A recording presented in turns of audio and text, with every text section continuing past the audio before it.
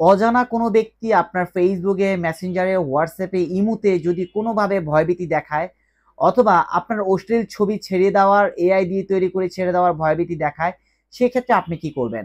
যদি কোনো অজানা ব্যক্তি হয় অবশ্যই আপনারা সাইবার ট্রাইব্যুনালে মামলা করতে পারেন। আর সাইবার ট্রাইব্যুনালে অবশ্যই অজ্ঞাতনামা দিয়ে মামলা করবেন। এই অজ্ঞাতনামা দিয়ে মামলা যখন করবেন তখন কিন্তু এটা তদন্ত হবে।